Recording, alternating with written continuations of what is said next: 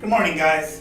So this is our new channel where we're going to be going live every day at 10, and we're going to be doing a lot of what we've been already doing, but we have a new setup, so now we can move pretty much everywhere we want. And so the first thing we're gonna do is into the exercise, and then we're gonna go into our segment where we learn a little bit about employment training, a little bit about education, some social skills. So today's weather is 76 degrees, so it's also windy, so make sure you wear a sweater if you're gonna go out for a walk. And first thing we're gonna do is do the exercise. So I'm gonna do the exercise by myself. I'm gonna try to go all out since I have the space. And after that, we're gonna do the segment where we learn a little bit about employment training and social skills. And yeah, I'm ready for this workout. Hopefully you guys are ready too. Demontre, Corey, thank you guys for being here. What's up? We're gonna wake our bodies and our All right, brains up with a good stretch. You ready? Let's get that neck rolling.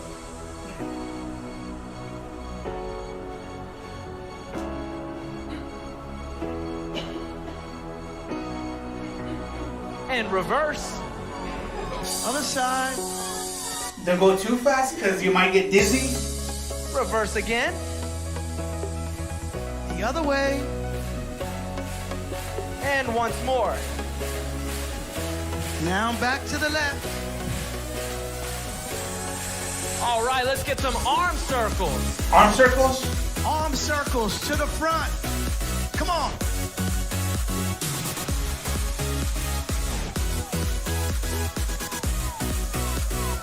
And reverse.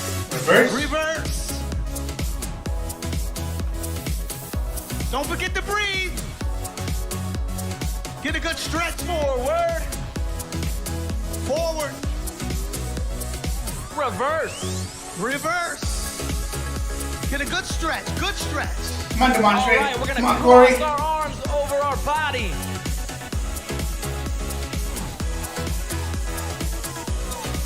Feel the stretch in your back. Feel the stretch. Come on, Damien. Stretch it out. To the right. Very good. Now we're gonna go down to the center and stretch our legs. Down to the center. Over to the side. To the side. The other side. To the other side. Back to the center. Stretch it out. To the side. To the side. Come on. The other side. To the other side. And a few more times. Stretch it out.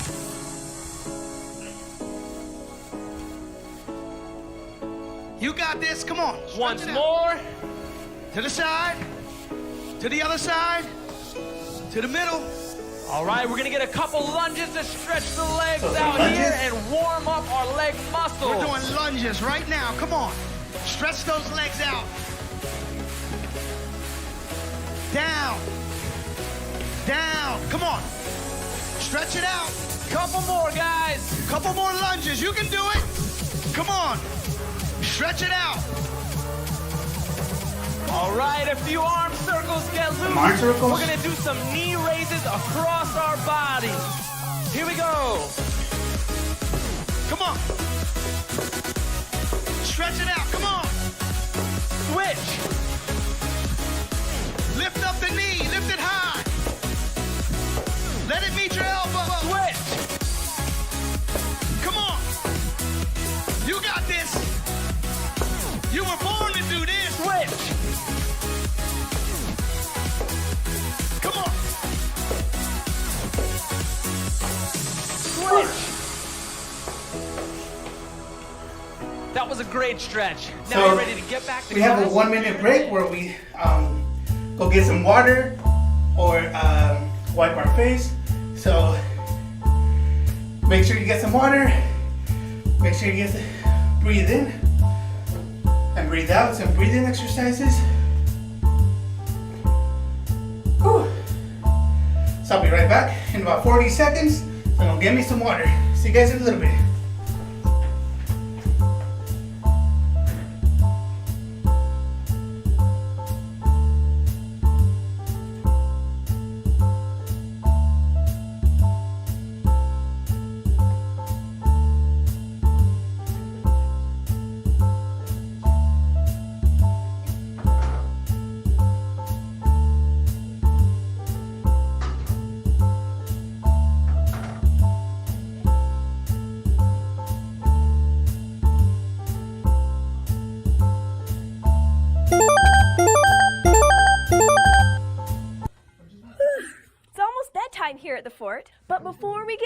in, we've got to brush our teeth.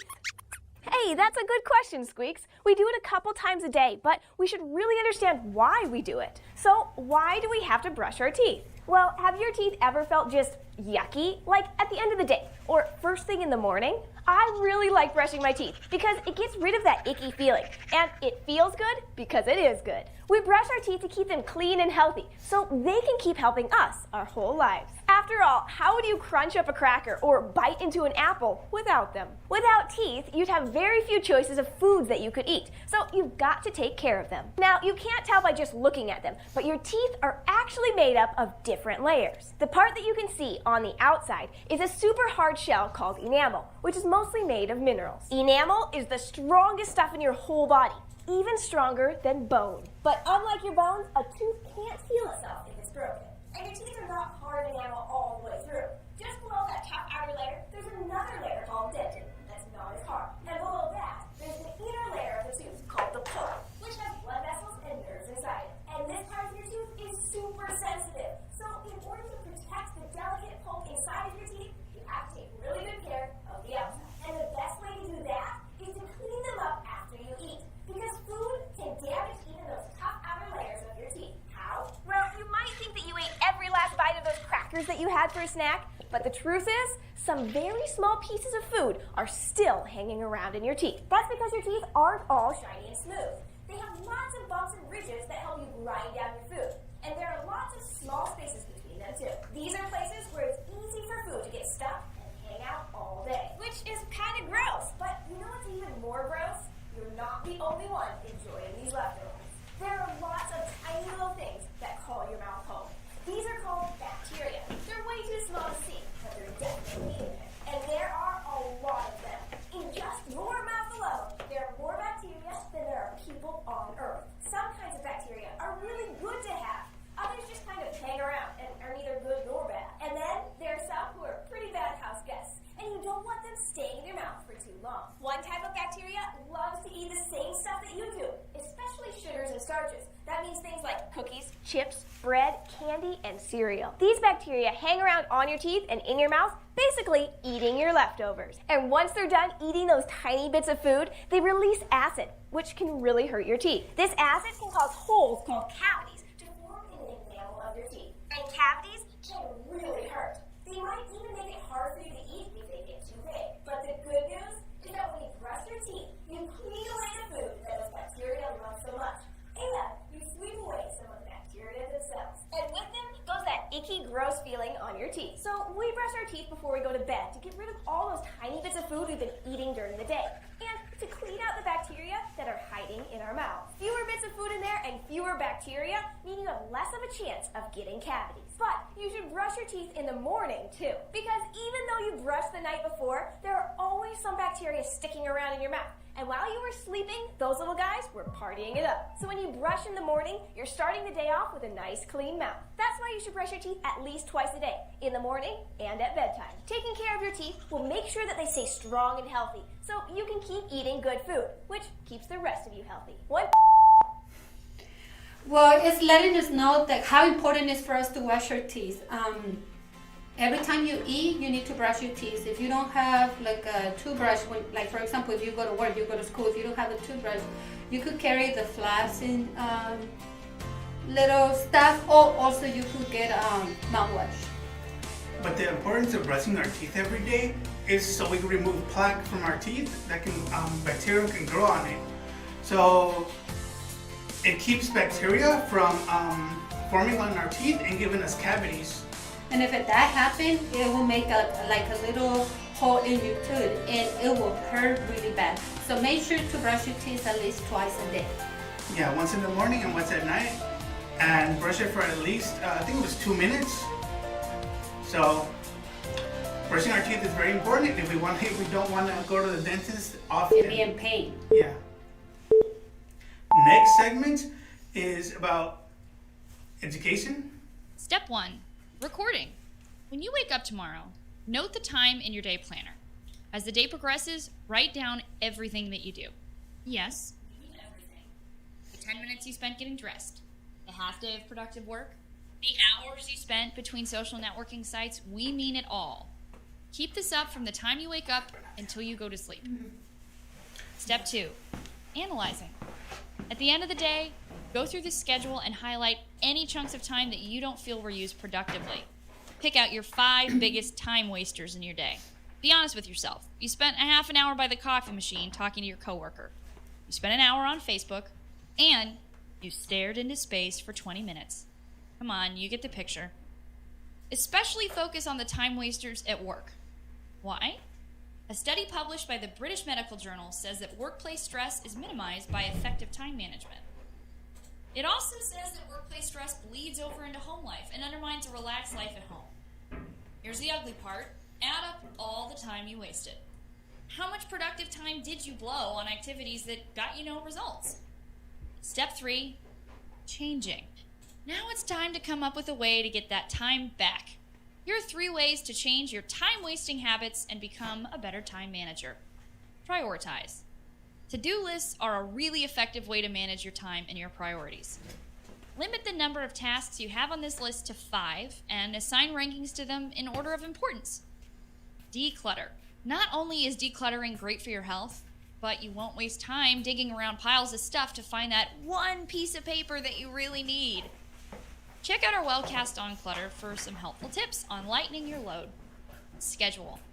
Hey, we all try to kill 2 birds with 1 stone, but odds are multitasking will actually just stress you out and delay you even more. Instead, set aside blocks of time for individual activities. For each activity, set start and stop points. This way your day is cleanly segmented. Then stick to this schedule. Try going 1 week using these tips to reduce your wasted time. At the end of the week, go figure out where you've improved your time management skills and how much time you've saved. Let's recap. Today you learned how to manage your time better by using our Wellcast RACK method. You recorded, analyzed, and hopefully changed how you use your time. You did this by learning how to prioritize your most important tasks, declutter your workspace to save you time, and you learned how to build yourself an effective schedule to block out your day. Hey, how did RACK work for you? We want to hear how much time you were wasting and how much you're saving now. With this video is showing us how to time ourselves, like how to manage our time. Sometimes if we don't pay attention, we will be wasting a lot of time. So for example, it's very easy for you to just grab a paper, a pencil, or grab a notepad and put what you're going to do the whole day. Especially how I do it, my way to do it is to put in a list and to time myself. So I could manage how long I'm going to take to do all that stuff. So it's very important for you guys to think about it, make a list, and practice so you guys don't waste a lot of time. The next segment is it's going to be about our personal challenge, our personal best challenge. So let's see what it is about.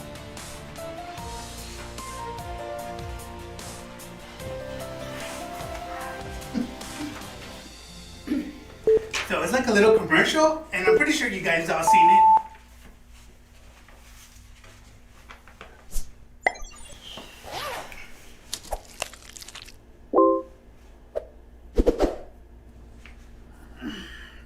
All right, guys, this is a personal best challenge. So jog in place.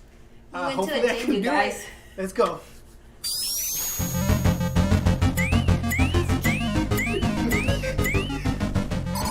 All right, so I did it for 1 minute and 10 seconds.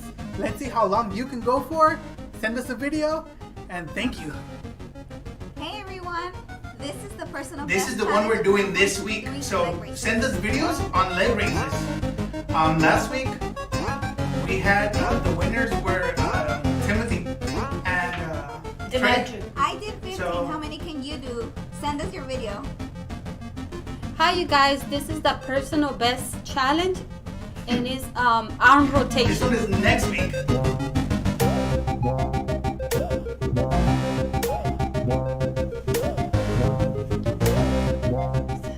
I did 20 without getting tired, so please send the video to see how many you can do. Hey everyone, I'll be doing my personal best challenge, Jumping Jacks edition.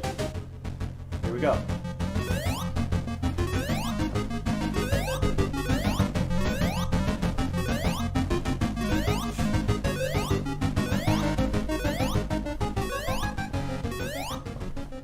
I did 45.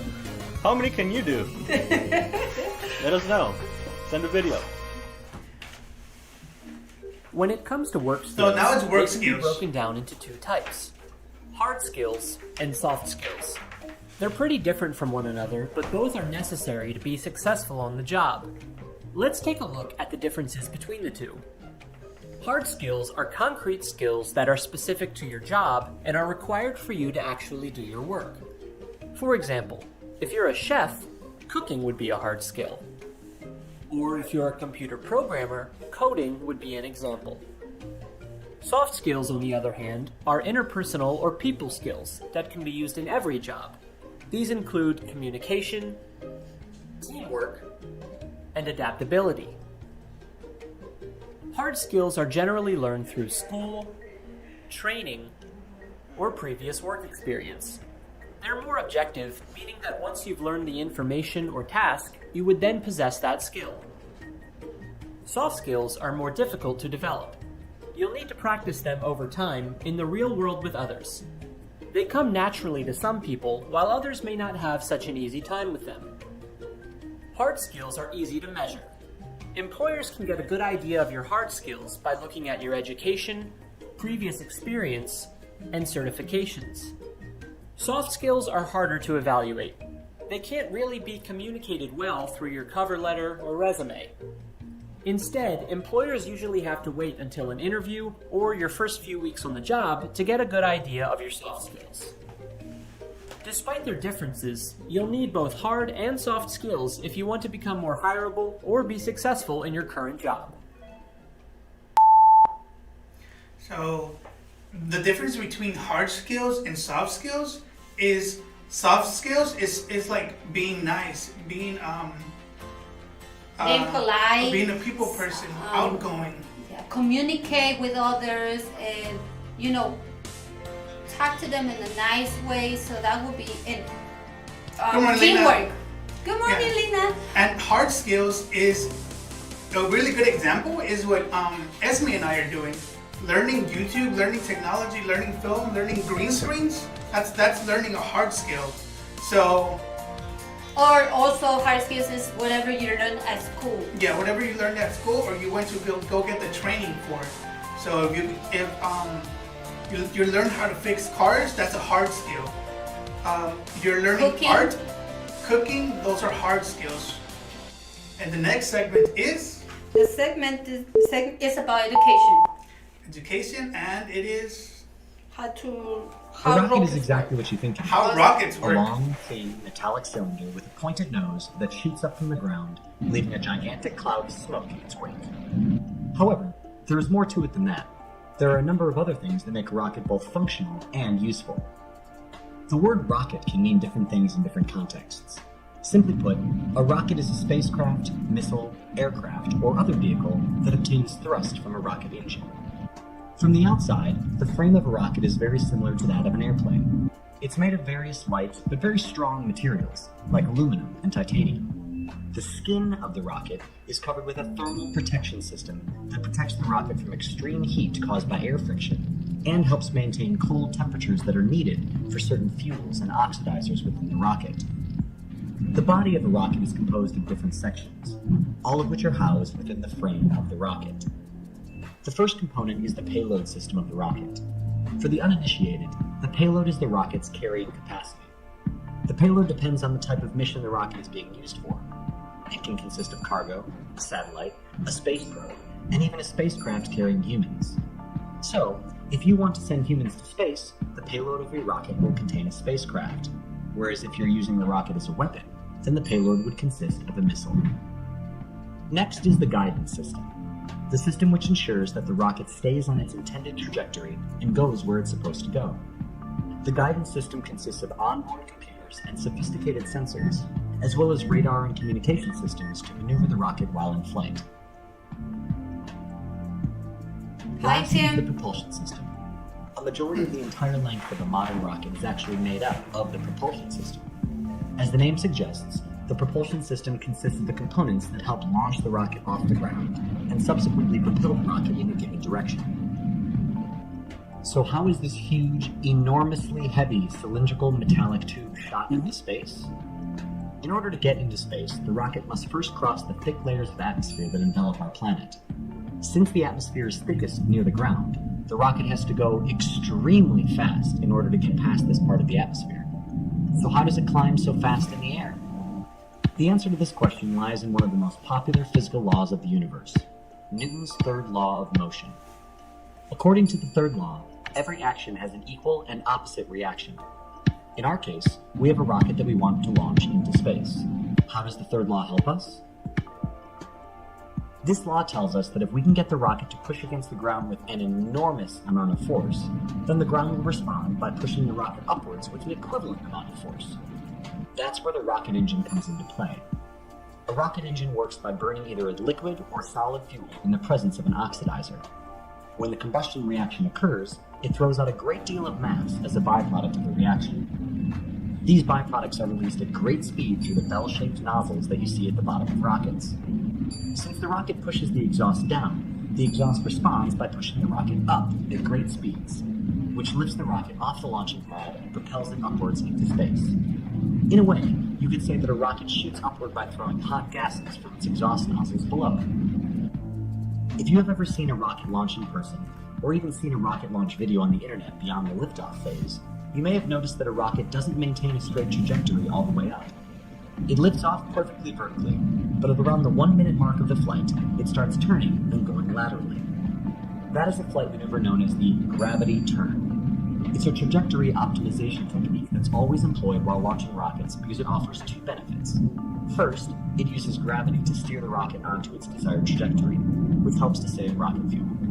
Second, it helps to minimize aerodynamic stress on the launch vehicle. If a rocket continued going up without tilting at all, it would reach a point where it would run out of fuel. That's why it tilts slightly after lifting off straight up, thanks to the exhaust nozzles of the rocket, which can be swiveled from side to side in order to alter the direction of the thrust. Once a rocket lifts off, parts of it are sequentially separated or jettisoned at predefined intervals. For instance, if a spacecraft is being launched with a rocket, then its rocket boosters are separated first, followed by the external tank.